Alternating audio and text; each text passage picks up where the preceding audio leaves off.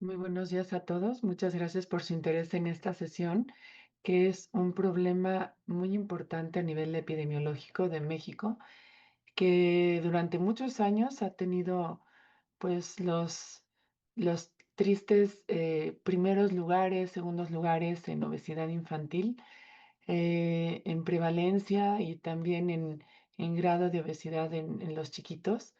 Y pues esta problemática también va a acarrear muchos problemas en la edad adulta, problemas de salud y que disminuye la esperanza de vida. Entonces, en realidad es un problema muy complejo, es un fenómeno sociológico, es un problema no solo en la parte biológica, la parte social, la parte psicológica, qué estamos haciendo en el país, qué es lo que se debería hacer. Y para ello hemos decidido invitar a la doctora Elizabeth Solís Pérez, que además de ser una muy destacada nutrióloga, Cris va a leer su hoja de vida, pues también es investigadora de CONACYT. Ella ha estado también a cargo de la evaluación educativa, la acreditación, trabajando de la mano, siendo una de las fundadoras del Colegio Mexicano de Nutriólogos y recibió de hecho también un premio en la Universidad Autónoma de Nuevo León a la invención 2024, entre otras muchas medallas que le colgamos y le aplaudimos a nuestra querida doctora Solís. Entonces, Cris va a leer su breve semblanza. No nos cupo toda en una diapositiva, pero lo vamos a hacer como con todos los profesores, con una slide de presentación y le agradecemos sinceramente el acompañarnos el día de hoy. Muchas gracias.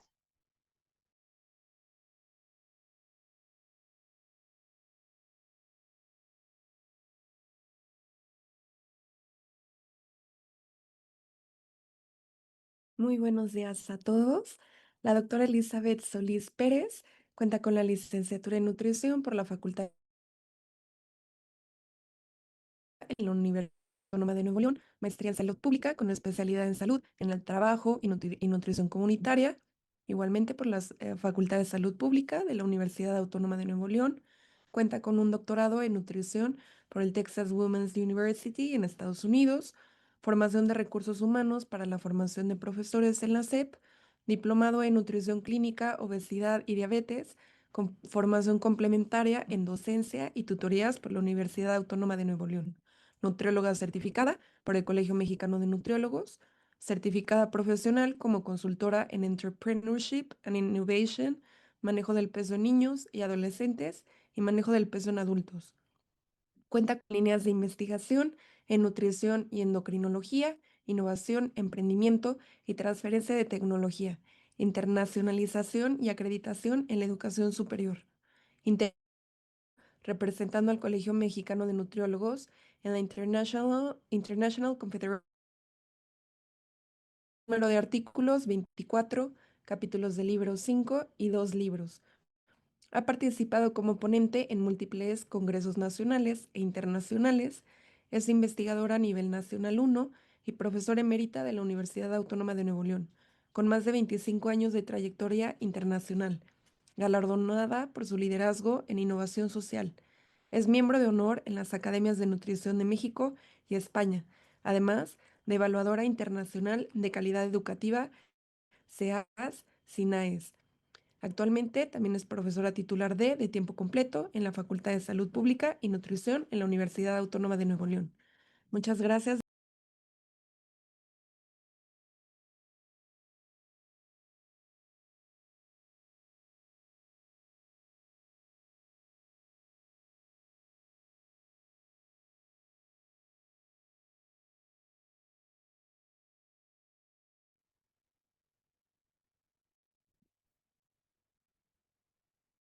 Muy buenos días, tengan todos ustedes. Es un placer para mí estar el día de hoy, 24 de febrero, en esta importante jornada de actualización y en el que, gracias a la invitación del Instituto Nacional de Ciencias Médicas y Nutrición Salvador Subirán y la Dirección de Enseñanza y pues todo el equipo, de esta área tan importante en nutrición, hablaré sobre retos de la atención de la obesidad en escolares.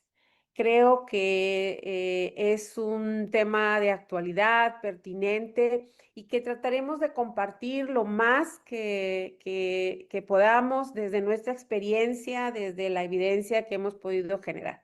Primero que nada, decirles que no tengo conflicto de interés, que yo trabajo en la Universidad Autónoma de Nuevo León, ya fui presentada, ustedes vieron ahí mis credenciales.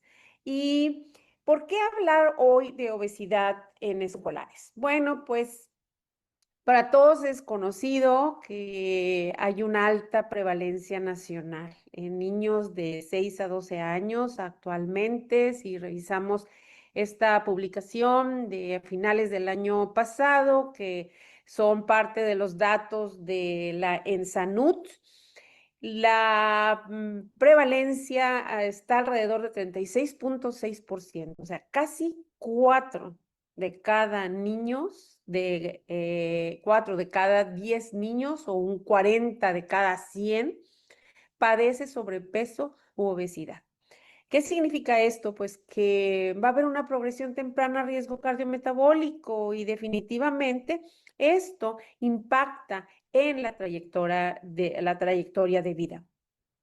Si lo vemos por zona urbana y zona rural, es más alta, no podría decirles qué tan significativo, pero es preocupante las cifras en el área rural que eran consideradas con zonas de alta desnutrición. Ahora el panorama pues está también cambiando. Hemos de reconocer la trascendencia que tiene la prevención primaria. De hecho, aquí en México se ha trabajado en prevención primaria, pero la prevalencia actual que ya tenemos, como lo acabamos de observar, de una alta proporción de escolares con sobrepeso, obesidad, convierte a esta enfermedad, porque es una enfermedad crónica, en un problema instalado y que puede ser prevenible a otro nivel. Y aquí es donde entra la prevención secundaria, que no compite con la primaria, la complementa cuando el daño inició y que de hecho tendría también que estructurarse la prevención terciaria. Pero yo les voy a hablar el día de hoy de la prevención secundaria. Ese es mi supuesto, porque considero que no intervenir clínicamente también en la etapa escolar, que esa es otro supuesto importante, la prevención secundaria en escolares, significa perder la ventana de oportunidad metabólica más importante. Y no lo digo yo, lo dice la evidencia. De sobrepeso, recordemos que pasa a una enfermedad crónica donde vivimos, y estos niños, en un estado de resistencia a la insulina, donde ya se está presentando, según nuestra información que tenemos y de que estamos claros que hay mucho diagnóstico de la dislipidemia, principalmente hipertrigliceridemia, de ahora la enfermedad hepática esteatóxica asociada a disfunción metabólica y no se diga también de la hipertensión temprana. Es decir, ya se instala también el síndrome metabólico, que es la antesala de la diabetes tipo 2 en la población adulta. Vamos a repasar con ustedes una publicación en el 2013 que a mí me pareció una muy importante publicación donde nos hablaba de estos 3 niveles de prevención de la obesidad infantil en el contexto de la promoción a la salud en enfermedades crónicas y particularmente en aspectos de nutrición. Entonces nos hablaba que la prevención primaria en este contexto va dirigida a población en general, que es lo que se hace actualmente y qué bueno que se esté reforzando y ahora con los últimos lineamientos y programas de alimentación y actividad física que se están llevando a cabo por el gobierno federal y por los gobiernos estatales para prevenir la incidencia. Esto es un esfuerzo muy fuerte porque pues es que no se presenten nuevos casos, es la incidencia. Y que se cuente hace un énfasis muy fundamental al ambiente, a los entornos saludables para poder mantener un peso que se habla ahora de pesos saludables. En términos generales, se concreta en un programa de promoción a la salud escolar para alimentación correcta y actividad física. Y aquí les quiero yo compartir cómo en Nuevo León, también en el 2010, se generó este programa tan importante que era un programa para alimentación saludable y activación física, PASOS que se le denominó, que posteriormente ha cambiado de nombre, pero que era el paraguas para el programa Salud para Aprender, que sigue estando porque quedó instalado como un programa de prevención primaria, de donde había una coordinación entre la Secretaría de Educación y la Secretaría de Salud. Pero bueno, estoy hablando de la prevención primaria y de la prevención secundaria ahora. La prevención secundaria ya significaría que va dirigido a niños y adolescentes con sobrepeso y obesidad que tienen o no tienen comorbilidades. Además, implica el tener programas más estructurados de alimentación y actividad física para que alcancen peso saludable, y se habla de la supervisión médica, pero en este contexto en el cual también estoy hablando, sería el que el líder de este programa estructurado, sobre todo en alimentación y actividad física, ¿quién es? Pues es el nutriólogo, donde hay que dar un manejo estructurado del peso, intervención multidisciplinaria, donde hay que promover técnicas más dirigidas e individualizadas para la entrevista motivacional, por ejemplo, es un solo ejemplo, en comportamientos seleccionados y dar avance en las etapas de seguimiento. Y la prevención terciaria, porque esto es como información que estoy dando como parte del marco en el cual la prevención para el sobrepeso y la obesidad no es solamente prevención en general, tiene un apellido que es primaria, secundaria y terciaria. Y que lo ideal, bajo estos supuestos en los que les estoy hablando, es que en México tengamos esas estructuras para poder llevar a cabo la atención de la obesidad en esos 3 niveles. La prevención terciaria va dirigida a adolescentes con sobrepeso y obesidad, con morbilidades, obesidad severa. Requiere un tratamiento ya más intensivo y amplio, supervisión médica y seguimiento para controlar comorbilidades, porque ya dejamos pasar esa ventana que yo hablaba de oportunidad de metabólica, ya es un adolescente con sobrepeso y obesidad, y las posibilidades de convertirse en un adulto son más altas. Si el de escolares se habla desde el 80%, pues un adolescente que llega con obesidad, que tiene obesidad en la adolescencia, las probabilidades son muy altas de tener y ser una persona con obesidad en la etapa adulta.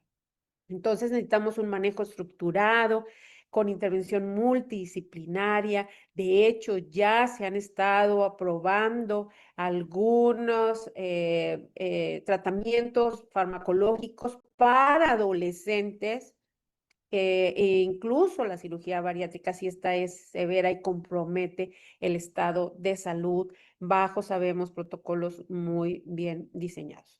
Entonces, partimos de que en México no existe el modelo de prevención secundaria de la obesidad en escolares. Bueno, al menos yo que tengo tanto tiempo en esto, no lo hemos podido ver instalado como una estructura, mientras que en otros países existen muchos modelos y desde hace mucho tiempo.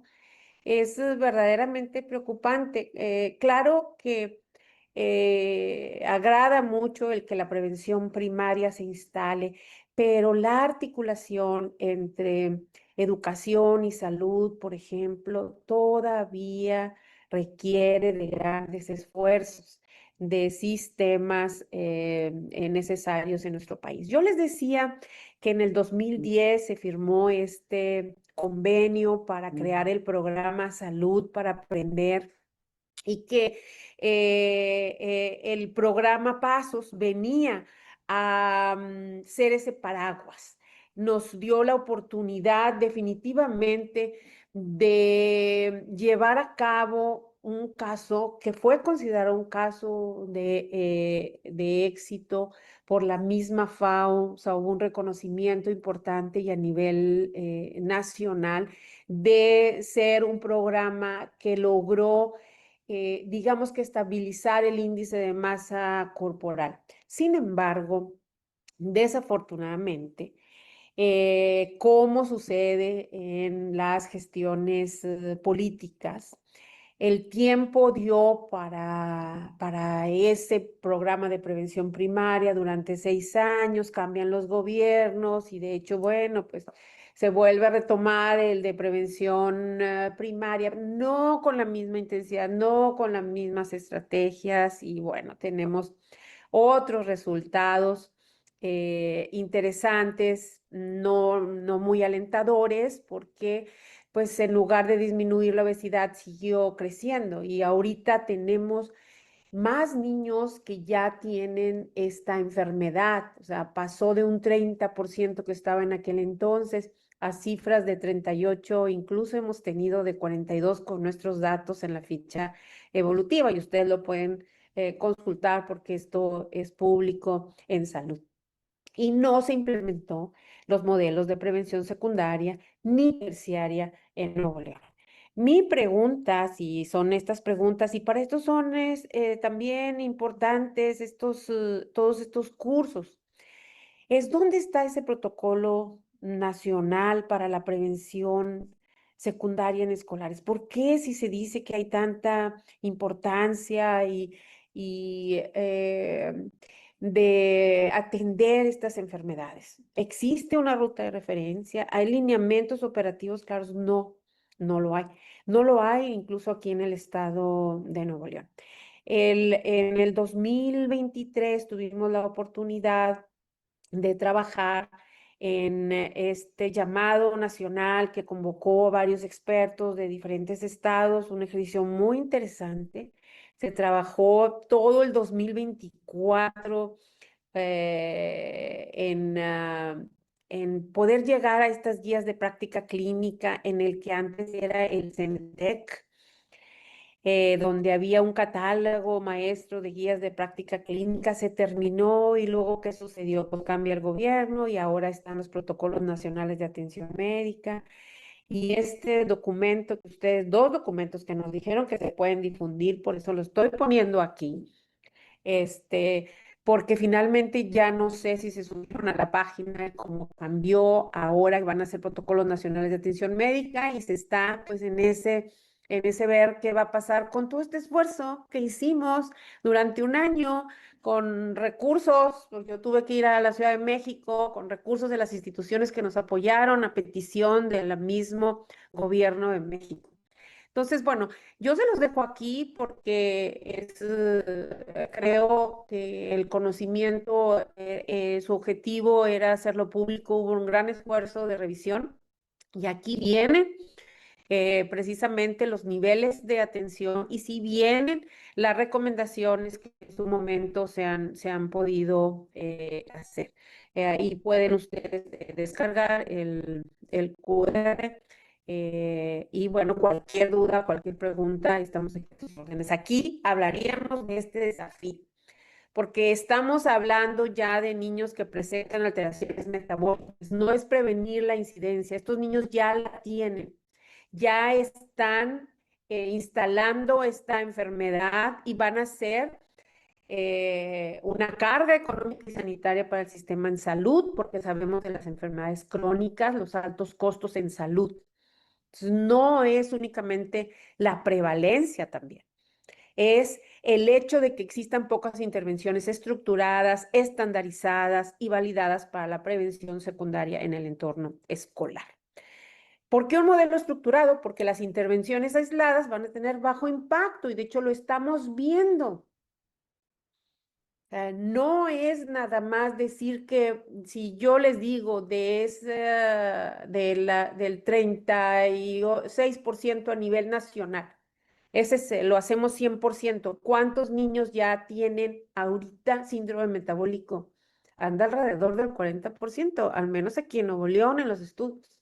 Tenemos niños con ácido úrico elevado, con hipertrigliceridemia, incluso con hipertensión, que están siendo detectados. La diabetes tarda más en instalarse, sabemos, por la misma fisiopatología, y es conveniente que haya una protocolización y además que podamos medir los resultados. Entonces, un modelo integral de prevención secundaria, como es el que estamos promoviendo de la obesidad en escolares, permite identificar tempranamente los riesgos, aunque, insisto, llevamos tarde, pero bueno, al menos, porque ¿cómo es posible que tengamos sentados en nuestras escuelas a más si les digo yo, la cifra en Nuevo León, en Monterrey nada más, les voy a hablar de la ciudad de Monterrey, son 300,000 escolares de 6 a 12 años en primaria. De esos 300,000, ya hay ciento y tantos miles que ya traen un riesgo. Esos niños ciento y tantos miles, ¿cuántos de esos ya traen hipertrigliceridemia? ¿Cuántos traen síndrome metabólico? Entonces necesitamos revertir esa tendencia. También que las intervenciones tengan mayor éxito, que estas complicaciones se reduzcan a largo plazo, que sea menos costoso que el mismo tratamiento de lo que va a implicar ya después la diabetes, el riesgo cardiovascular, y por lo tanto que se promueva la salud a largo plazo, que haya un enfoque integral, una colaboración interdisciplinaria y sobre todo algo muy importante, uno que está en la academia, es la generación de datos y evidencia. La ventana metabólica en el escolar, hay mayor plasticidad, o sea, nosotros podemos todavía ahí trabajar con ellos, no está el daño cardiometabólico consolidado y podemos modificar esas trayectorias de crecimiento para evitar que haya ese riesgo futuro de diabetes mellitus tipo 2, de las enfermedades hepáticas que acabo de mencionar, la hipertensión, también que tengamos un rastreo de la misma adiposidad, porque sabemos lo que esto ocasiona, ese proceso proinflamatorio del que estamos hablando y una programación metabólica. En otras palabras, la prevención secundaria es un proceso de atención nutricia estructurado. Estamos hablando de nutrición. Es una identificación oportuna, intervención estructurada y un seguimiento clínico. Entonces, mi sueño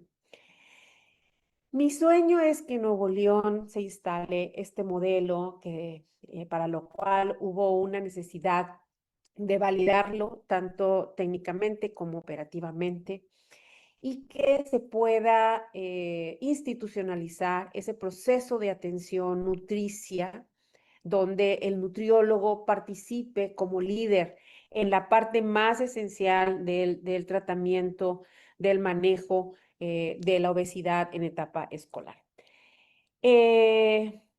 Mi sueño era un centro de prevención de la obesidad infantil y gusto que me dio que en el 2020 se inaugurara un centro para prevenir y tratar la obesidad infantil, pero vean en las noticias lo que sale. La inversión fue de 17 millones de pesos, pero el centro tiene pediatras, psicólogos y endocrinólogos pediatras para brindar una atención integral. Y yo veo esto en el periódico y dije, ¿dónde están los nutriólogos? ¿Cómo? Sí, qué bueno, o sea, me da muchísimo gusto. O sea, medicalizar la obesidad infantil, pero la nutrición.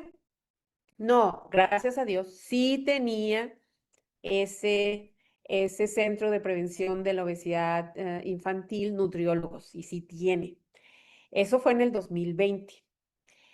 La verdad, dentro de las investigaciones de una servidora, pues, estábamos trabajando más también con obesidad y diabetes, y seguíamos con estos protocolos de prevención primaria, se presentó una oportunidad en el 2023 para presentar un proyecto que pudiera ser transferible. Y ese proyecto es un programa de apoyo a la ciencia, tecnología e innovación, se llama Proactive ANL, buscó frenar la obesidad infantil, me ayudaron incluso de la universidad. Y sabiendo que existía este centro de prevención y atención de la obesidad infantil, dijimos, bueno, vamos a preguntar si ya lo tienen como modelo, el protocolo de atención, me dieron esta información, que ustedes están ahí, se hizo una visita estructurada, un acuerdo de confidencialidad, etcétera, con la finalidad de tener apoyo para poder yo validar un modelo de intervención, al que le llamamos Mi Salud para la prevención secundaria del sobrepeso y obesidad en escolares. Este proyecto, ¿qué es? En términos generales, tenía que ser presentado pues como una tecnología social en salud. Es un modelo estructurado y sistemático, tiene enfoque en prevención secundaria, está dirigido a escolares de 6 a 12 años y se contextualiza en el entorno escolar, pero también familiar en salud. Entonces vamos a ver en qué consiste. En resumen, integra, además de lo que acabo de mencionar anteriormente, el proceso de atención nutricia y el modelo socioeconómico. Y se apoya en un modelo operativo estandarizado que permite su replicabilidad y escalabilidad en contextos institucionales del sector salud y educativo. Pero este modelo, como ya he mencionado, bueno, aquí no es el pero va en la siguiente. Aquí lo que quería decir es que este modelo responde a esta alta prevalencia que hemos venido mencionando, que nuestro estado, según también en salud estatal, está en el 38.1%, más alta que la nacional. Permite intervenir oportunamente en escolares con sobrepeso, lo que vengo mencionando, y responde también a una limitada disponibilidad de intervenciones validadas, porque si bien este centro que les digo que está funcionando aquí en Nuevo León, no tiene al momento de preguntarle si lo habían validado el modelo, me contestaron que no. Y bueno, tiene el potencial también de reducir los costos que ya he venido mencionando. ¿Qué se logró? Bueno, pues precisamente lo que detectamos en esta nueva propuesta es que era importante estandarizar e implementar el modelo Mi Salud y hacerlo en un ambiente real. Y para esto, con el apoyo de la Facultad de Salud Pública y Nutrición, con el Centro de Atención Nutricia que se llama ICANN o ICANN, se planteó el proyecto de tal manera de que se operara ahí y poder validarlo operativamente, que si se podía, en un ambiente real, llevarlo a cabo. Y participaron pediatras y participaron tesistas de la especialidad en nutriología clínica. El modelo también se presentó ante el Comité Institucional de Alimentación Saludable y Activación Física Nuevo León en Forma, Cuida tu Salud, de la Secretaría de Salud, y ha dado lugares a difusión y a publicaciones científicas.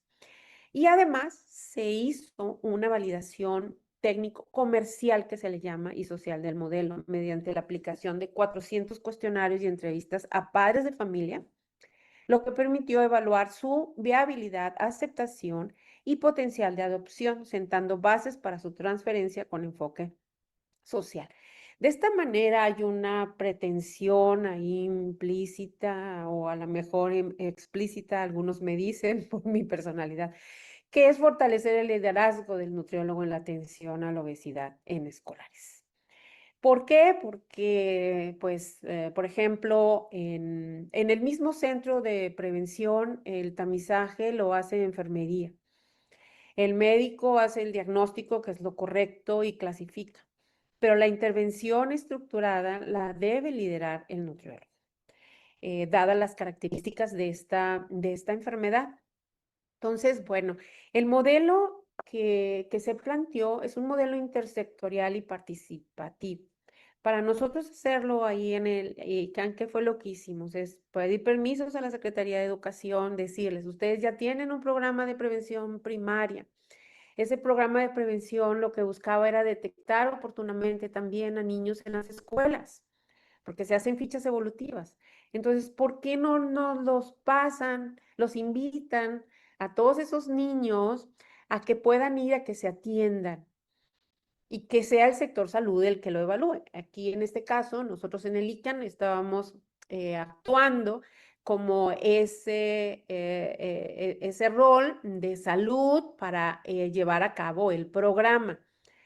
Entonces captábamos y que se refería desde la escuela, se sensibiliza a los padres y tutores. Hicimos esas reuniones donde explicamos el programa y además se hace una evaluación médica completa. Esto es fundamental porque la evaluación médica completa te permite ya identificar esos riesgos metabólicos y dar la atención multidisciplinaria que es requerida en el sobrepeso y la obesidad.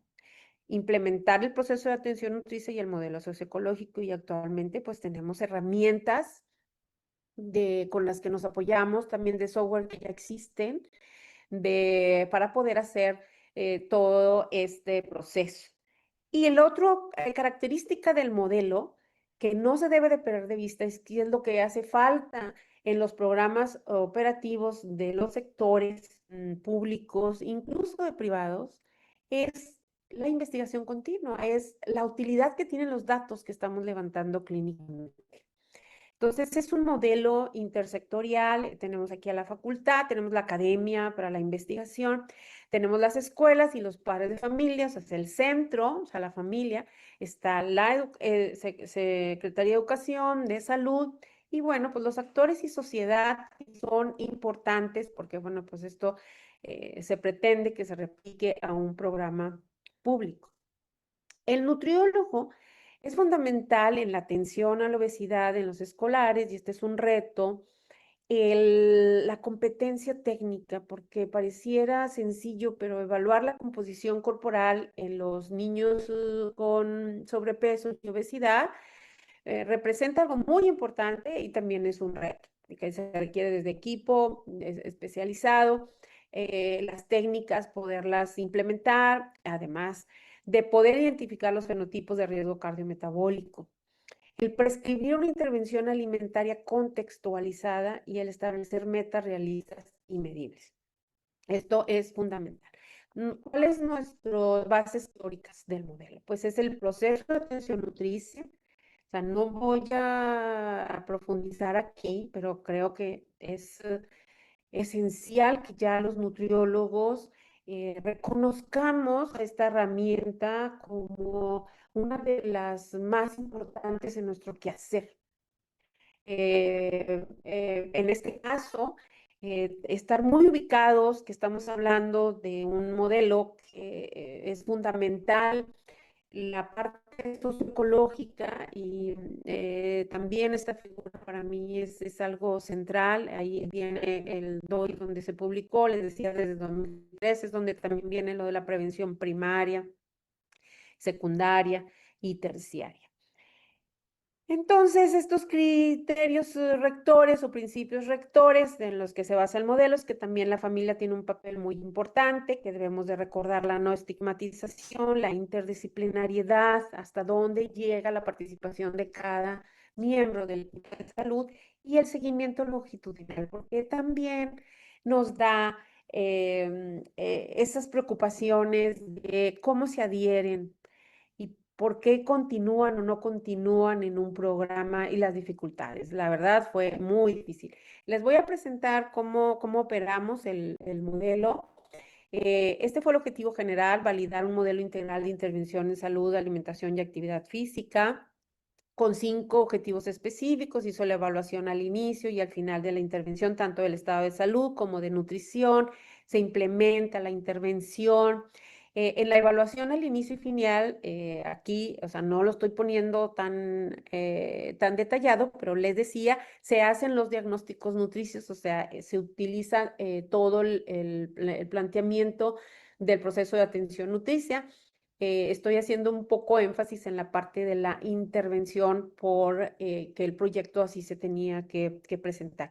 El objetivo de medir la efectividad de la intervención. Otro objetivo paralelo fundamental que partía de la validación es el análisis del mercado y la validación técnico-comercial. Y además que se generara un manual operativo para esa replicación. Por lo tanto, para la validación, digamos, técnica, se diseñó un ensayo clínico controlado, una muestra representativa para escolares, que quedó en 40 sujetos. Se hicieron 2 grupos, eran 80 y 80 escolares, 160. Y la tesis que les voy a presentar con seguimiento final quedó en 40 sujetos, 20 y 20 con consentimiento y asentimiento informado, con clasificación de sobrepeso y obesidad, y pues una metodología integral cualitativa, porque además les decía que hicieron las 400 entrevistas a madres y padres de familia en 17 escuelas públicas y privadas. Aquí ustedes pueden ver cómo es que en esta figura el modelo es un abordaje basado en la familia, comportamiento y medio ambiente, es exclusivamente la fase de intervención, ¿verdad?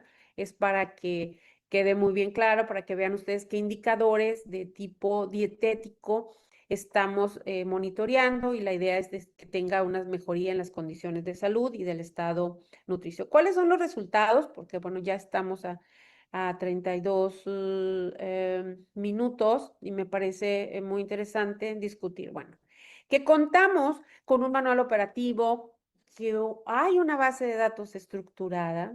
Si bien existe todavía un problema de adherencia, de continuar con los tratamientos, y eso que era totalmente gratis, a las sesiones, y que por eso fue la razón importante de hacer esa validación comercial del estudio de mercado, porque ¿de qué sirve que clínicamente te esté dando resultados si llevarlo a la realidad a las personas que lo van a demandar, que son potenciales demandantes, no lo van a usar?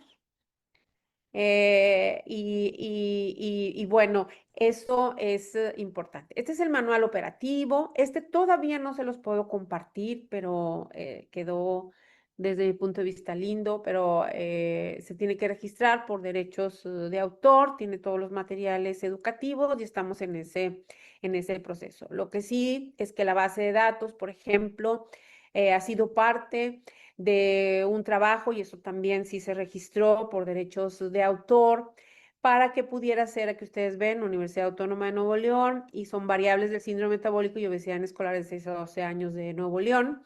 Dio lugar a una colaboración internacional de una app para detectar el síndrome metabólico, que esa también es pública, porque ya está publicada en Pediatric Obesity, y también aquí les voy a dejar el QR para que ustedes puedan acceder a esa, que mucho gusto también colaborar con otros colegas de México, y bueno, pues son de España y de otros países, y poder que desde España ellos lograron, es de hecho parte de una tesis doctoral, esta aplicación para asistir en lo que es la evaluación o la detección de síndrome metabólico en pediatría y en escolares de 6 a 12 años. El estudio de mercado y viabilidad nos apoyamos con una persona experta en esto, en estudios de mercado, que es un economista, José Evaristo, que desde aquí lo saludo, y pues se diseñó una muestra con todas las de la ley, estadística, que era alrededor de 380, y por eso se expandió a 400. Se lograron hacer estas entrevistas semiestructuradas, se diseñó la entrevista semiestructurada. Ellos tienen mucha experiencia, los economistas, en este tipo de cuestionarios. Son en 17 escuelas públicas y privadas, Y de esto, bueno, pues de los 400 padres, un 28.3 percibía que tenía sobrepeso o riesgo en sus hijos. Y si se fijan, es más bajo de lo que actualmente existe de prevalencia, o sea que hay una subestimación del problema. No obstante, bueno, estos fueron los objetivos: analizar una demanda potencial, identificar si hay barreras y oportunidades para llevar a cabo el programa, evaluar competencia pública y privada y sobre todo definir segmentos y capacidad de pago, porque pues estos modelos también tienen que ser sostenibles en el tiempo. Fíjense con lo que invierte el gobierno del estado en operar y sin embargo, ¿quiénes son los usuarios? En la entrevista que hicimos en el Centro de Prevención de Obesidad Infantil nos decían, no van, no acuden, hacen difusión y no acuden. Ellos los captan de los que van a emergencias porque es una UNEM pediátrica, es una unidad de pediatría en salud, que se les llaman UNEMs, unidades de atención en salud pediátricas. Y bueno, pues estos fueron los resultados del estudio de mercado por cuestiones de tiempo. ¿Qué les puedo decir? El diseño de la encuesta no voy a presentar todo, pero sí algunos aspectos que voy a destacar. El 53.9% declaró intentar mejorar hábitos regularmente. Esto pues, que nos dice hay una preocupación activa, sin embargo, no tienen herramientas estructuradas, ¿sí? Hay una brecha entre la conciencia del problema y las prácticas cotidianas, lo que nos hablaba a nosotros de una oportunidad de intervención estructurada con acompañamiento profesional. Los padres dicen que el tiempo en actividades sedentarias es de 1 a 2 horas al día. A mí eso también se me hace subestimación, pero esa es la respuesta que ellos dieron. Y más de 4 horas, un 20. Si sumamos estos dos, porque de riesgo, bueno, pues el 20% como quiera sigue siendo muy alta, de más de 4 horas al día de actividad sedentaria. La frecuencia de la actividad física semanal que declararon es que nunca un 18.4 y un 21.4 más de 4 veces a la semana. El interés en intervención nutricional, el 87.6 dijo que ellos valoraban un seguimiento profesional y que un 70 y casi un 76% sí asistiría a talleres. Sin embargo, en las barreras, un 44.9, casi el 45%, no conoce programas. Esto es algo muy interesante. Y además, un 28 dijeron a la hora de la pregunta de que se asistirían a programas de esta naturaleza, bueno, les faltaba tiempo. Ellos también dijeron que motivación para inscribirse en un programa de un modelo estructurado, de lo que hemos venido hablando, sería el que, si un 58.9 para mejorar la salud. Si te hubiera un 27.8, el respaldo profesional, pensó, y la flexibilidad de horarios. Con esas razones que hubiera, ellos son factores motivantes para inscribirse. Y declararon que un 41, casi el 42% no pagaría más de 500 pesos, o sea, menos de 500 pesos pagarían mensual. Entre 500 y 1000, un 38.8, que como quiera, pues es un número interesante, y más de 1000, un 6,1%. Pero sí, esto da idea de la capacidad de pago mensual. Ellos prefieren también que sean las redes sociales, eventos escolares o grupos familiares, en los porcentajes que ustedes están viendo ahí, cómo informarles, cómo acercarse. Es muy alto en redes sociales y eso es lo que también a veces hay resistencia a la hora de difundir. El segmento clave del mercado es que si bien el 28.3% percibe sobrepeso o riesgo en su hijo, 70.1% no percibe sobrepeso. Pero a la hora de las siguientes preguntas que se hizo en esto, mostraba alta disposición preventiva. y el 43.9% refiere conocimiento parcial sobre salud infantil y el 44.9% desconoce los programas especializados. El 70.1% no percibe sobrepeso, como acabo de decir, pero lo que les decía del segmento, un 75.9% está dispuesto a talleres y un 87.6% desea apoyo profesional. Las conclusiones del estudio de mercado, para no, porque me van a quedar los últimos 10 minutos, aunque me dijeron que podía ser de 1 hora, es la demanda latente que sí hay con alta valoración del acompañamiento profesional, que hay una brecha conductual significativa en actividad física y sedentarismo, que hay necesidad de modelos costo efectivos con estrategias de difusión digital y una oportunidad para intervención integral basada en evidencia. Entonces, este estudio de mercado en 400 padres nos dio una validación, digamos, comercial.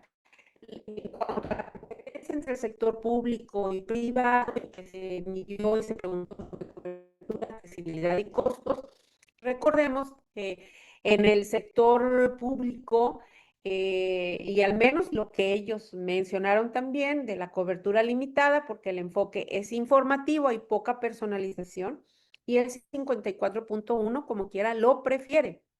El 6.1 estaría dispuesto a pagar más de 1,000 pesos. Y bueno, pues aquí el sector privado lo que te ofrece es atención individualizada, pero sí son servicios costosos, también son aislados y hay una barrera económica significativa. Por lo tanto, las recomendaciones fue un modelo centrado en familias que tuvieron formato híbrido presencial digital, con alianza intersectorial, con una estrategia de precios escalonados y con una evaluación continua del modelo. Los factores facilitadores sería el acompañamiento continuo, la participación activa de padres, pero aquí hay un aspecto muy importante que es la coordinación entre escuela y salud. El otro ejercicio que hicimos es una tesis de la especialidad de nutriología clínica, y este es el ECA que les decía, que se logró completar con 20 y 20 sujetos. Hubo niños que no terminaron. Este es un esfuerzo bastante, no quiero usar la palabra desgastante, pero ya lo sé. Por la insistencia para que pues sigan acudiendo los niños y pueda ser pues esa interacción que se espera, pero sobre todo la adherencia. Los resultados en efectividad con estos sujetos es que hubo una estabilización ponderal. Entonces ustedes pueden ver las gráficas, donde viene al menos de lo que tiene que ver con indicadores antropométricos, también de riesgo metabólico, porque sabemos que en el peso el estabilizarlos es ganancia, pero vean lo que pesan estos niños en promedio de 6 a 12 años, 60 kilos, 61. Ellos fueron de 59 y 63, terminaron, o sea, aumentó. O sea, no es significativo a la hora de la comparación, pero porque vean este aumento. En cambio, en bueno, se estabiliza porque los niños crecen en 6 meses. En alguna peso debería de, eso es lo que se espera en el tratamiento también de la obesidad, es esta estabilización, pero claro, es disminuir cuando ya se necesita y se requiere de más de 1 año para poder pues medir el éxito de los programas, y que en eso estamos también con lo de las bases de datos. Por cuestiones de importancia de presentar cómo va la información.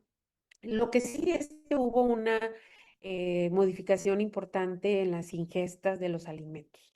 Esa también tabla se los voy a dejar, pero se los voy a presentar aquí en gráficas. Vean ustedes en el grupo de intervención y en el de control cómo disminuye la energía total y en cambio en el control aumenta. El consumo de energía proveniente de grasa total también disminuye en la intervención y aumenta en el control. Pasa lo mismo con hidratos de carbono. Entonces, la pretensión en la modificación dietética me parece algo muy importante que está sucediendo. Esto es en antropometría, presentado así en estas gráficas, en circunferencia de cadera también, que se puedan apreciar estos cambios. En triglicéridos, me parece muy importante este dato porque hay un impacto metabólicamente relevante en esa disminución de los triglicéridos, que también es interesante a pesar de que no hubo en la energía y esto pues, es lo que tenemos que seguir investigando en el control. Los mensajes claros, entonces, ya para terminar. La obesidad en escolares es modificable. La detección temprana va a cambiar trayectorias y el modelo estructurado sí da resultados. Se espera que haya una potencial reducción de costos en salud pública al disminuir estos problemas que la intervención oportuna en escolares con exceso de peso, que se disminuyan las comorbilidades cardiometabólicas y por lo tanto que se reduzca el riesgo de obesidad en adulta. El proyecto también es un modelo que ha sido presentado ante la Secretaría Estatal de Salud, también en educación. Hay un interés institucional explícito y un enfoque de transferencia con impacto social para ese potencial de escalamiento estatal. Entonces, finalmente, les puedo decir que sí es un modelo viable de alta intención. Hay alta necesidad, por lo que abre una oportunidad estratégica para implementarse. Los retos en la atención a la obesidad escolar es seguir posicionando al nutriólogo como un líder clínico, como educador familiar, como un coordinador también intersectorial, que su enfoque que sea en salud más que medicalizar y que además obviamente no se etiquete. Por eso recuerden que ya se ha estado insistiendo que no decimos niño obeso, decimos un niño que presenta obesidad, un niño con obesidad, no poner la enfermedad a la persona, tener respeto al niño y a la familia. ¿Qué requerimos? Pues voluntad institucional, formación también estandarizada, o sea, reconocer quienes estén haciendo trabajos validados, modelables, esa evaluación permanente, y bueno, pues el desempeño del nutriólogo es fundamental. La vinculación con política pública para poder integrar la prevención y tener esa coordinación intersectorial que tanto anhelamos, porque de hecho en varios estados está salud, educación, lo social, todos por su lado, y al mismo tiempo queriendo apoyar la resolución de estos problemas que nos aquejan. Es una exhortación para la acción, que implementemos modelos medibles, que se profesionalice la prevención secundaria y que se genere evidencia desde la práctica. Mi reflexión final abierta es que la obesidad infantil no se va a resolver con recomendaciones aisladas, que se requiere un modelo estructurado, familiar y sostenible.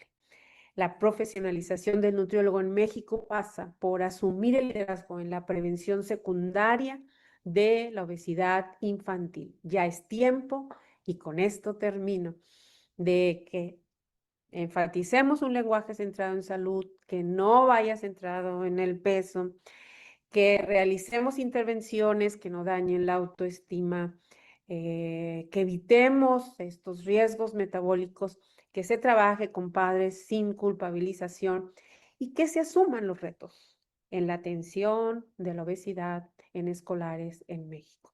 Agradezco a todos ustedes su atención y vamos a estar listos por si hay algunas preguntas.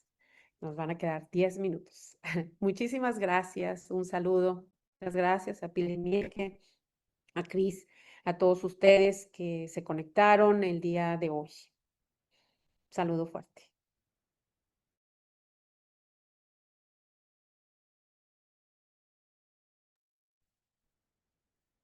Ay, Liz, muchísimas gracias por tu intervención. Todo quedó muy claro y bueno, es un reflejo de, pues, de la mente que tienes tan estructurada y buscando esos objetivos muy claros y la forma de cómo medirlos. Entonces, en este sentido, pues no quedan muchas dudas. Mira, el público que está viendo estas sesiones pues, tiene intereses mixtos, intereses eh, clínicos, intereses tecnología de alimentos, de diferentes eh, extractos, digamos, de profesionales. Entonces, queríamos un poco que nos acotaras la diferencia entre prevención primaria, secundaria y terciaria y como las acciones como, bueno, la secundaria nos queda más o menos claro, pero la terciaria que fuera algo como más claro que nos pudieras comentar. Sí, claro, con mucho gusto. La terciaria ya son adolescentes. O sea, requiere como adolescentes y de acuerdo también a las últimas guías y demás, la atención, como mencionaba ahí, más intensiva, porque ya tenemos menos tiempo. Entonces, es igual con la secundaria con respecto al papel del equipo multidisciplinario, con respecto al método sistemático que hay que llevar desde el punto de vista de nutrición. Aquí el médico juega un papel importante porque las enfermedades ya están más todavía con mayor problema y de alguna manera también puede implicar ya el uso de fármacos o incluso, como mencionaba ahí, la cirugía para obesidad severa, porque eso es la prevención terciaria. Y bueno, la diferencia entre primaria y secundaria, que quede claro, es que la primaria va a todo, son mensajes claros a toda la población. Es lo que comúnmente vemos, pero siguen ahí los niños. Entonces, la secundaria es ya traer a esos niños a atención, que no sea aislado en determinado momento, que no se crea que con esos mensajes ya la vas a controlar, porque los mensajes se requiere mucha orientación para prevenir que aparezca la enfermedad. Sabemos el papel de todos los factores que hay ahí y cómo pues, estamos involucrados varios profesionales en el sistema social y de salud en eso. Y muchísimas gracias. Em, en cuanto al proyecto de Mi Salud, que vemos que es muy atractivo, muy bien pensado, la verdad es que no le faltó nada, ¿no? Eh, bueno, hay una participación de entidades privadas, es lo que escuchamos, también con la universidad, que es del Estado. eh, Ujú. Hay una forma de permearlo con la SEP, Secretaría de Salud del IMSS, el ISSSTE, eh, y sobre todo en el estado de Nuevo León, empezando Sí, desde poco a poco. ¿No hay algún interés de trasladar un programa así al Sistema Nacional de Salud o al sí, sistema claro. estatal? Ujú, Claro, o sea, de hecho siempre en los foros de consulta nos han invitado a presentar. ¿Qué, ¿Cuáles son los retos aquí? Creo que está inmerso en el mismo sistema de costo de salud para la atención de la obesidad y en la ujú, cultura. Y como vimos que se desconocen por parte del sistema de salud, no está preparado. Mira, cuando nosotros implementamos el primer nivel de atención y que se hacía lo de la ficha evolutiva para detectar oportunamente a los niños que tenían sobrepeso y obesidad, el primer esfuerzo fue que fueran todos a su sistema de salud a que les midieran el índice de masa corporal. ujú. Y fueron. ¿Y qué fue lo que resultó? Que no los podían atender. No está capacitado el sistema. Tantos niños. Es que es eso, Liz, que bueno, tú desde Colegio Mexicano de Nutriólogos has luchado mucho, ¿no? Por el reconocimiento del nutriólogo. Parece mentira que a estas fechas estemos con lo mismo, ¿no? Pues, en la plantilla, ¿no? Del Sistema Nacional de Salud, que nos creen puestos de trabajo y de líderes.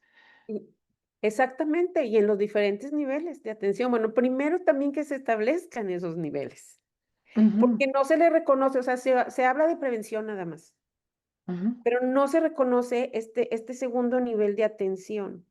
ujú. ¿verdad? O sea, obviamente sí, el primer nivel no, como yo decía al principio, no debe de faltar. Estamos hablando de que menos niños tengan obesidad, que ya no lleguen a que ya está instalada, pero desgraciadamente también tenemos que actuar con los que ya lo tienen, con que los que ya lo tienen a nivel en esa etapa de 6 a 12 años y los que ya llegaron a la adolescencia y que se implementen los sistemas de atención. Desgraciadamente te digo, por decir, va un niño a consultar por X infección, por X problema, y si tiene obesidad, no se le reconoce, o sea, se ha normalizado, de hecho. Ujú. La misma familia vimos que no piensan que el sobrepeso sea un problema. Entonces, requerimos en esa cultura, en ese primer nivel de atención, esa concientización del problema que representa el sobrepeso y la obesidad en los niños. Claro, Y que los padres hagan ese esfuerzo y dicen, no tengo tiempo, pero al mismo tiempo si quieren que sus hijos no tengan las enfermedades que ellos tienen y que tienen salud. Entonces necesitamos, educación puede ser un papel muy importante. Esa coordinación entre educación y salud. Ya basta de puro diagnóstico, diagnóstico, y sí, tenemos estos y todas las encuestas, o sea, ¿qué estamos haciendo con todos ellos? claro. O sea, se requieren estudios de laboratorio porque ya internamente ya traen alteraciones, es una realidad, todos los estudios ahí nos dicen, como Claro. si la hipertrigliceridemia no fuera un problema, el mismo síndrome metabólico, ¿cómo? Yo te voy a decir algo, Liz, que es como un poco, pues no es que sea inmoral, pero ¿cómo diagnosticas algo que luego ya no vas a tratar? O sea, es como irresponsable, ¿no? Un poco, pero bueno, los recursos están muy limitados o están en otros lados, ¿no? Sí, pero pues hay que ir creando precisamente esas estructuras, Ay, exacto. algo fundamental. Ahí es donde estamos, ese es el gran reto. Claro. Y prepararnos también técnicamente, porque luego a la hora de que tienes ahí y resulta, mira, a mí me llama la atención, digo, se invirtió mucho dinero en ese centro de prevención y es triste ir y que me digan que captan a los niños que van a emergencias, porque es una UNEM pediátrica. Y el centro está, o sea, tiene un área para activación física, tiene un laboratorio como o un área para orientación alimentaria, para que aprendan a cocinar, está hermoso. Y tiene el personal. ¿Y qué falta? O sea, bueno, pues que nada más es uno, está en un lugar. ¿Qué diferencia habría que estuvieran todas las UNEMs pediátricas? Claro. Por una parte, y también que al mismo tiempo se haga conciencia. ¿Tiene sobrepeso? Acudan a atenderse. Sí, una campaña nacional en diferentes medios, ¿no, Liz? Me imagino. Sí, Es sí, como el desconocimiento y todavía esta idea de que el niño regordetito es el niño sano, ¿no? sí. Que no debe O que estar. se le va a pasar, eso que es pasajero. Ese es el más también así tabú. Ujú, Eh, eh, Creo que ya instalada la enfermedad, hay que reconocerle los estragos y cómo cambia tu metabolismo, ¿verdad? ujú, Pero sí tenemos que estar preparados, como decía, también el otro aspecto del seguimiento y de la adherencia, porque desgraciadamente las técnicas que utilizamos tampoco son acordes a lo que ellos esperan y les facilitamos la vida. O sea, el niño no ujú, estudia en la mañana, entonces tiene que ir en la tarde. ¿Cuánto tiempo? ¿Y a dónde? Y si no lo atraes, entonces por eso yo decía, o sea, muchos prefieren hasta cuestiones digitales ya, aplicaciones, hacerles la vida más fácil para ese proceso de aprendizaje, a comer mejor, a realizar activación física, a cambiar un estilo de vida. Y obviamente el ambiente no nos ayuda. Por ahí, o sea, había una pregunta de los alimentos ultraprocesados. Claro que el ambiente no ayuda. La prevención primaria parte de que es el control del ambiente. O sea, es muy bueno todo este asunto de la oferta alimentaria, o sea, bien trabajada, porque al final, desde mi punto de vista y con la experiencia que tuvimos aquí en Nuevo León, la industria puede ser una aliada, es una aliada. No la puedes sacar de la ecuación. No te puedes, o sea, vivir entre que el pleito, o sea, no es, acuerda a que ponga solamente lo más saludable, genera productos más saludables, pero no la saques de la ecuación porque ahí sí, o sea, realmente perdemos, es difícil quitarla. Nosotros aquí hicimos un diagnóstico de todos los establecimientos de consumo escolar, se sacaron los productos, pero en un acuerdo con ellos para que metieran los saludables y Claro. se ofertaran otros. No es, quiten todos, no hay nada. O sea, luego había ahí tráfico, ¿cómo se le llama ese negro? O sea, Mercado mercado negro. negro de los niños, de los niños. Ay, no, no, no. No, no, es, No, es, no. es un tema bien Y niños interesante. vendiendo su lunch a cambio de unas papitas, ¿no? Sí, no, de todo te Ay, qué encontrabas, bien horror. interesante. Pero luego Ay, aparte, sin tener agua potable en las escuelas. ay, ese es otro problema. Otro O enorme sea, problema. ¿cómo? O sea, ¿cómo ponemos algo en que tú mismo hasta te ahorcas? O sea, primero trabajemos eso. Lo del agua potable, caray. Sí, sí, sí. Eso es Hay unos, prevención primaria.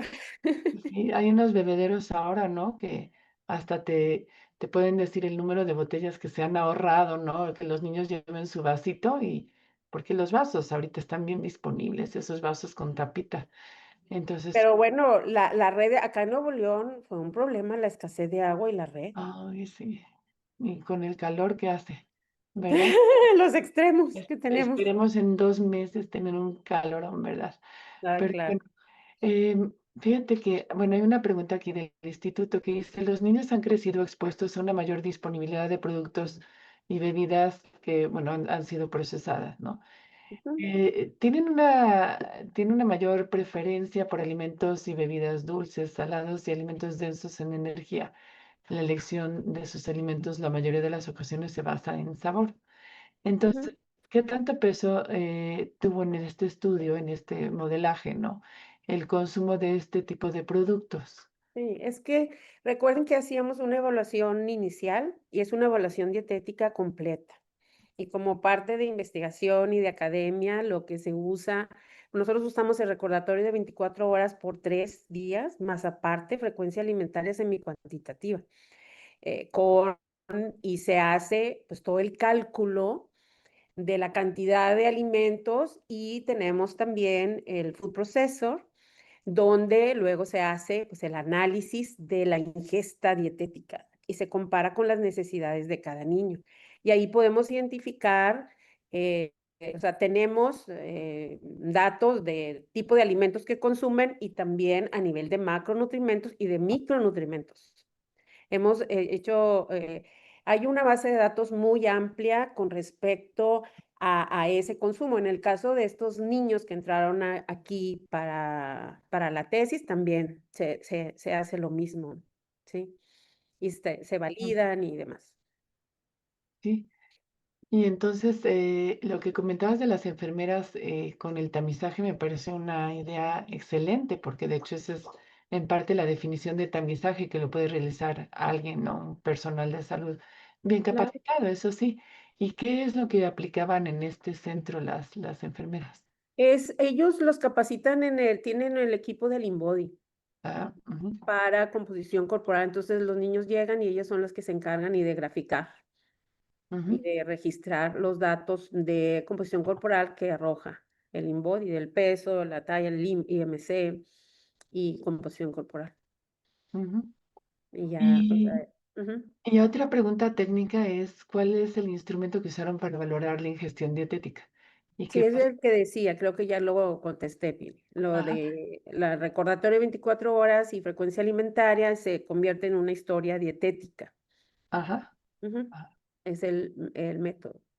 ajá. Ujú. ¿Y las bases que utilizaron son las del Instituto Nacional del Seguirán o la No, o sea, no, nosotros en el Food Processor, las bases de datos que están es del Departamento de Agricultura de los Estados Unidos, que es la más completa que existe, que pero lo se tiene. pueden introducir en el food processor Ah, algunos sí, alimentos? se introducen alimentos que no están ahí, que esa es la Flor ventaja de que tiene el Food calabaza. Processor, porque Ajá. incluso tipo de preparaciones. Para nosotros, por ejemplo, acá que comemos que el picadillo le llamamos, que es la Ah, carne molida, y hay ah, una preparación como que estándar, esa la subes ahí. O el huevo claro. con jamón y jamón de diferenciado. O sea, huevo con jamón y le calculas la cantidad de aceite y el jamón si es de pavo o jamón de pierna, que es Sí, diferente. Y los metes ya estandarizadas. claro, Esa es la claro. ventaja que tiene el food processor. Sí, es una maravilla, una chulada El ese, software, esa ajá, herramienta. esa Así es. herramienta, Y exactamente. también te digo que la base de datos es de las más completas, que finalmente Ujú. parte en el instituto, la tabla de composición de alimentos, venían de ahí. ¿No? Sí, claro. Ujú, El Handbook 8 es una joya, ¿no? Se han hecho pocas tablas así. Y bueno, ujú. el instituto, pues Ángel Ledesma contribuyó en estas tablas, tomando de diferentes, es que no hay mucho, ¿no? Quisiéramos tener la misma metodología para medir fibra, para medir hierro, etcétera, pero pues no lo hay. Entonces, bueno, una aproximación también. Es, Claro, porque sabemos que la evaluación dietética es indirecta y es estimación. claro, Sea, no vamos a poder, pero obviamente utilizando bien la técnica, el método dietético bien elegido, aplicado, que subestime lo menos que subestima y sobreestime lo menos que, ujú, y pues por eso se capacitan y los nutriólogos pues, son los que tenemos ahí un papel muy importante para irle dando el lugar a la ingesta dietética y de claro. riesgo dietético. Claro. En términos de sostenibilidad te refieres, porque pues allí ya a veces siempre he vislumbrado Monterrey un calor terrible, ¿no? Sostenibilidad en población rural, ¿te refieres así que tengan una huertita, que tengan como dieta de la milpa? ¿O a qué te refieres con sostenibilidad? Sí, o sea, sostenibilidad es, sí, tiene que ver con la optimización adecuada en los alimentos que vas a consumir. Y obviamente que si puedes, dadas las condiciones, porque el área, incluso el área aquí rural, el cultivar alimentos se vuelve, pero es parte de la educación y depende de las familias. Si hay, por ejemplo, el tomate, se da bien y si puedes enseñarles, dependiendo de las características en donde esté ubicada esta unidad, porque este es un modelo que pretende ser transferible y Claro, escalable y adaptable. adaptable, Es adaptable, lo más importante, o sea, culturalmente hice ahí énfasis también. Esto nunca lo debemos de perder de vista. claro, Entonces, sí, se dan varias estrategias en la misma orientación alimentaria intensiva para los niños. Y esto debe de ser mucho en prevención primaria. Que claro. decía, prevención primaria va al ambiente. Pero bueno, Ujú, aquí como te enfocas en el niño y la familia, y obviamente, pues tienes que tomar el entorno. O sea, por eso qué bonito es que tuviéramos todos los niveles, ujú, porque en una misma familia hay adolescentes y hay escolares. Entonces, las estrategias, o sea, se dan y el entorno, pues sí, son la complejidad y la multidisciplinaridad, la intersectorialidad, aquí juega un papel importante y es el reto también, sí, otro de los retos. sí, sí, sí. Bueno, pues entonces se aunan estos retos que acabas de comentar, todo lo que es la adaptabilidad y esto, a lo que es la cobertura, la accesibilidad, el costo, ¿no? Sí. Ey, Por eso pues, es muy importante los estudios de mercado ajá, claro, cuando ponemos de atención, porque eso a veces como que se parte de que lo que yo hago está muy bien, ya por ser profesional y saber mucho, Y la realidad de las cosas que técnicamente pudiera estar bien, pero no va a ser la solución que ellos esperan.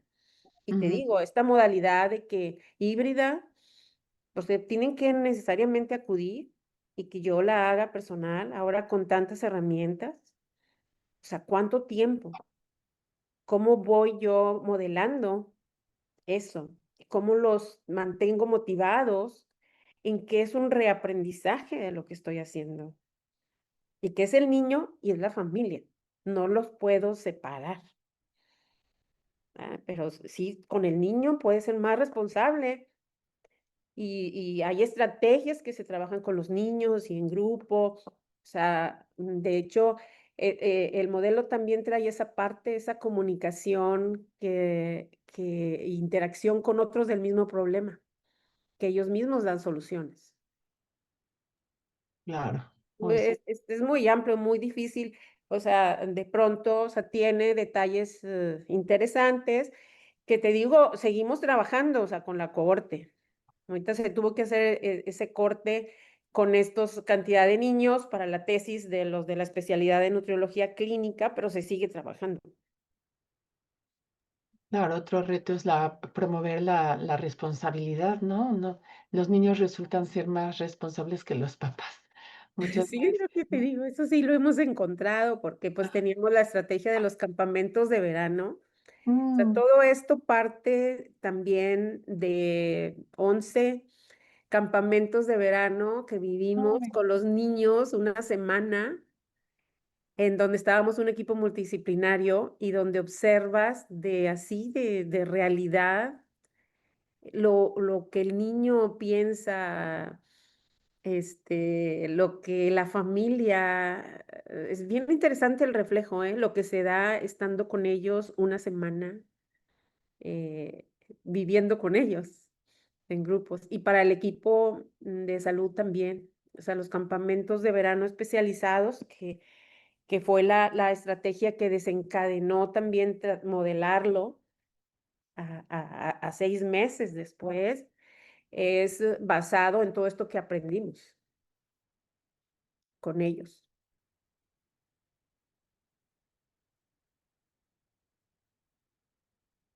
Muy bien. qué lindo que es un aprendizaje para, pues, para todos, para los chiquitos y para ustedes. Bueno, todos aprendemos de esto, ¿no? Hay Así. muchas felicitaciones en los chats, en Facebook. Un excelente proyecto y también felicitaciones por tu trayectoria, por tu ardua labor. Eh, Ujú. y me sumo a esas felicitaciones y pues a Gracias. todo lo que has dado al país como nutrióloga, a todos los nutriólogos de México un ejemplo de vida, un ejemplo profesional. Entonces, Gracias. te agradezco muchísimo el haber aceptado la invitación Al y por contrario. parte del instituto, pues te damos el agradecimiento. Me siento halagada, la verdad, y un gusto. Nos pasamos así de tiempo por esto, No, pero no, no. completamente encantada de participar y de apoyar y de facilitar lo que consideren. Muchas gracias. Muchísimas gracias Un y abrazo. te va a leer Cris el agradecimiento. Gracias. Gracias.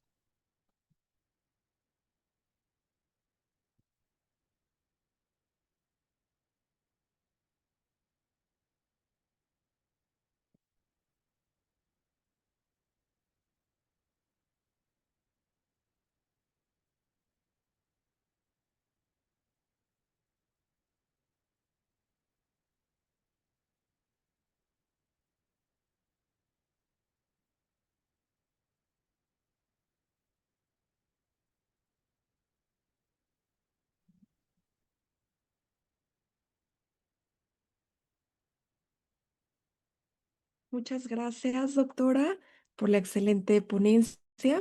El Instituto Nacional de Ciencias Médicas y Nutrición, Salvador Subirán, le otorga la presente constancia a la doctora Elizabeth Solís Pérez por su brillante participación con el tema Retos de la atención de la obesidad en escolares.